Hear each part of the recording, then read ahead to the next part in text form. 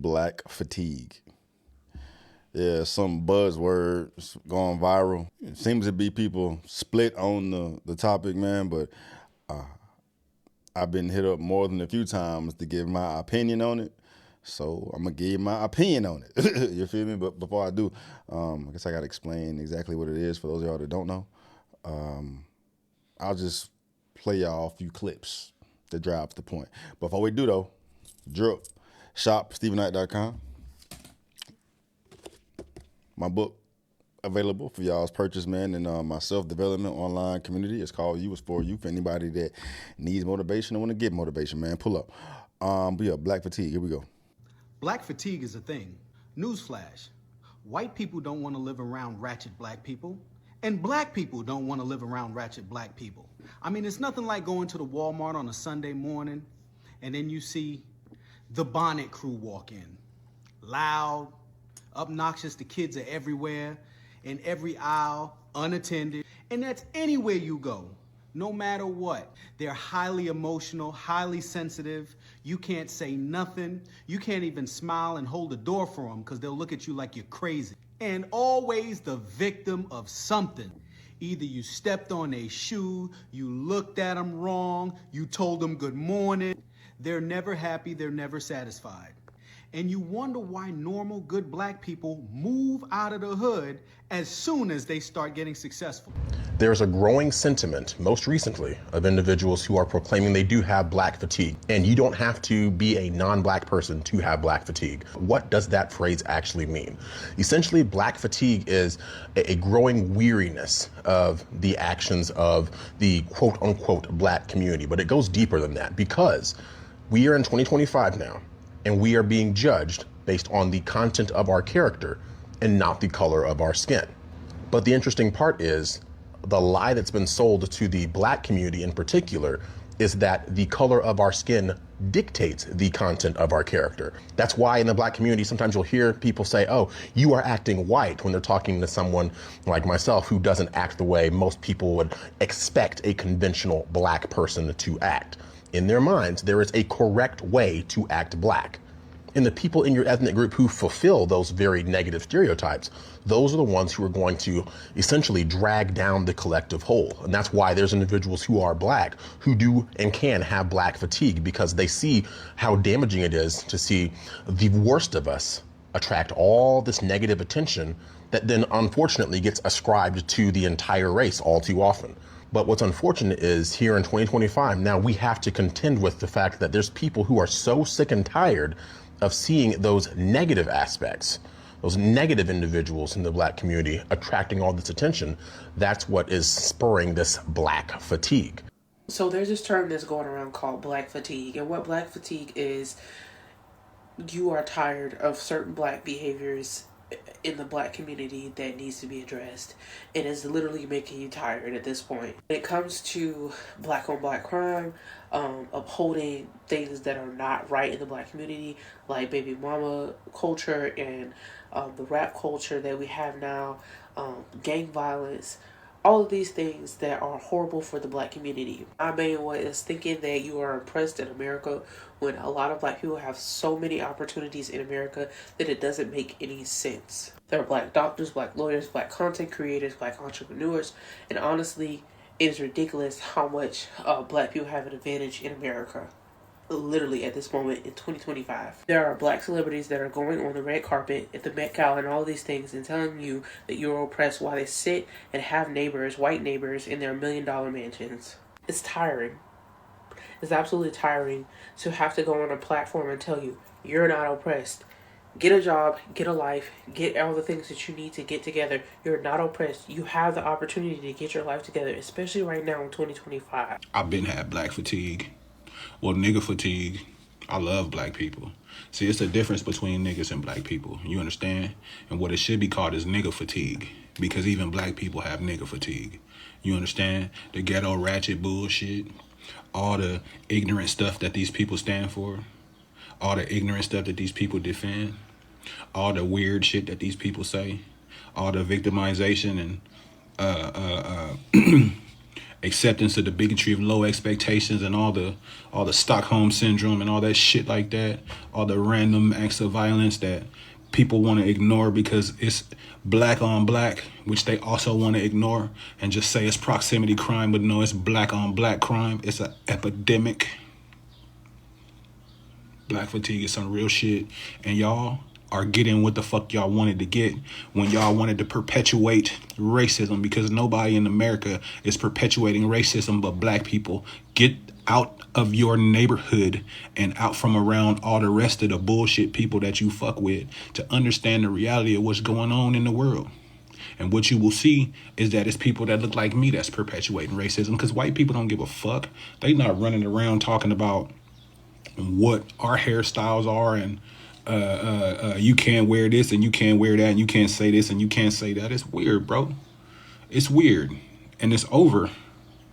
It's over because y'all ain't ready for what you asking for. You're not ready for that race war. While y'all flapping y'all trap and waiting on the white man to give you what you need to jump off a race war, them white boys in the motherfucking woods doing calisthenics and running drills and shooting and throwing knives and learning how to live off the land, they ready for that. Y'all not ready for that, bro. Y'all not ready for that. Y'all just talking a bunch of shit, and that goes to show your privilege and how spoiled the black community has become. Period. I don't see no white privilege. That's black privilege everywhere I see. You understand? It's a lot of degenerate shit going on between both races, though. Especially with the Carmelo Anthony thing. That was some degenerate punk bullshit. He's a coward, period. I don't give a fuck. He's a fucking coward. Justice to all slain children. And as far as like Shiloh Hendrix, she's fucking trash. I'm sorry, she's trash. If they want to get behind trash, that's on them. But I don't blame them because they just saw a bunch of people who look like me get behind a trash ass person too. And they just as tired of it as anybody else because the racism has been towards them for the past few decades. But you still want to say it's towards you when it's not. When you have the privilege, you don't even know that you have the privilege. You don't even know that you had reparations. We've been had reparations. And to tell the truth, the United States does not even owe us reparations. Africa owes our ancestors reparations. But you want to pass on that because Africa's black people. I think y'all scared of white people. Because it's been many times in the hood where, you know, some white cops did something and then one of you fools came and killed a black person behind it. Like, cut it out. Cut it out. It's time for shit to change. It's time to move forward. Don't nobody give a fuck about no slavery. Don't nobody give a fuck about no past. We have a future and we not even concentrating on it. Period. I said what I said. Say what the fuck you want to say about me. Get mad, talk shit. I don't give a damn. I want all the smoke because I have black fatigue too, and so do the rest of the black people. Tired of it, dude. We tired of y'all representing for us because y'all don't speak for us. Y'all don't think like we think. Y'all don't do what we do. As a matter of fact, you do us worse than you do white people because we in proximity to your bullshit. I don't know. I said what the fuck I said. Hey, your last boy was cooking with grease. He had that pot hot, boy.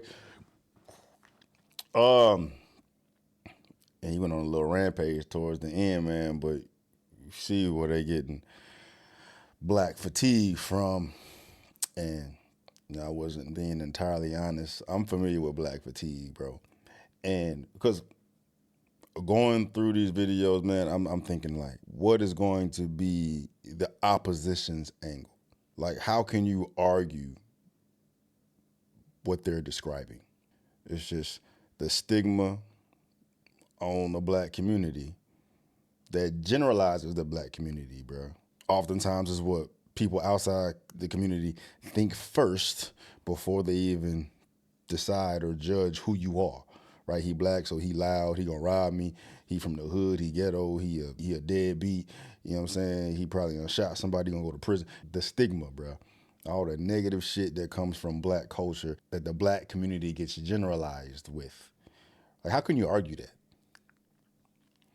Right? Right? How could you argue that? But I know what the angle's gonna be, man, because this wasn't black fatigue, the word at least. It has a different definition. All right. This isn't a new word. the black fatigue is a victim word initially. It was how black people are tired of being oppressed. Essentially, let me see if I look up the goddamn definition, bro. Black fatigue refers to the physical, emotional, and psychological exhaustion that many black people experience from repeated exposure to racism, microaggressions, discrimination, and systemic inequality over time. Right? There's more to argue there, bro, because I don't agree with none of that shit, bro. But there's a whole community that's going to align with everything they fucking say right there, bro. But that just screams victimhood to me. Black fatigue original definition was black victimhood, right? But it's been redefined. Sound like it's been hijacked. So they'll probably argue that or whatever. That ain't got nothing to do with what they're complaining about or what we're complaining about, bro. Because you know what I'm saying, I don't suffer from black fatigue because I'm not around that shit no more. I ain't around all that bullshit that come from black culture, bro. You know what I'm saying? The majority, well, pretty much all my goddamn best friends are black. Don't none of them identify with the damn degenerate shit that comes from black culture. And I'm from Atlanta. You know what I'm saying? I've been raised around the whole goddamn life, bro. And I've always hated that ratchet ass bullshit. Even when I was identified as a young buck, bro, when I was really in the mix, going to the clubs and being around that bullshit, dog. Like, it was a certain time where, that's appealing or whatnot, bro. But to have the whole black community labeled and stigmatized that way, bro, it does nothing but tear us down as a fucking community, bro. Right? So it's one thing to have fatigue, but then it's a whole other conversation to acknowledge the detriment that it is serving to the black community when you get judged before you even open your motherfucking mouth. Right? You got other black folks judging you too because you ain't, black enough or you speak too white or you got a silver spoon or you ain't from the hood or all these fucking things that glorify the bullshit when it should be the opposite. We should glorify the positive things about the black community, bro. But we never hear those stories. Those don't go viral. Right? That's not what's celebrated. And the more baby mamas you got, the more pussy you got, the more drugs you got, the more times you've been shot, the more times you've been in prison, right? How traumatizing was your upbringing, bro? That's the shit that's celebrated in the black community, the way the media would see it, right? And it's the ironic thing about it is that it's only a small fraction of the black community that even lives this way, but we get painted with that brush. Yeah, so as far as the idea that they're presenting, bro, come on, dog. You can't argue that. You can't argue that. It serves no benefit. It serves none at all.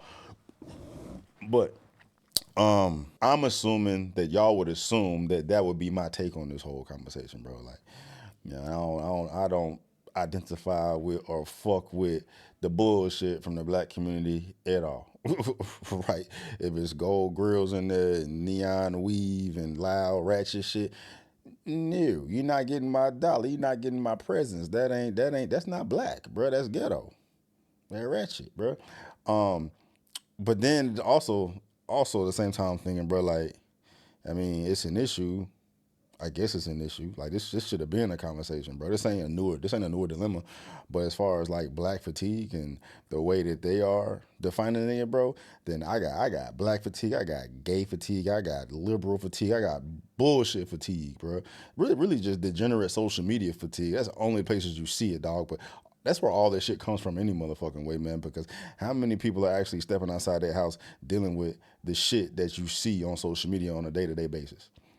You feel me? Like, what's out there, but how many people are dealing with it every day, all day? You know what I mean? It's just how we're being portrayed and how you are really engineering your mind, brainwashing your mind on the shit that you read into on social media, bro, because the way social media sees it, and social media is where everybody puts the majority of their time to all goddamn day.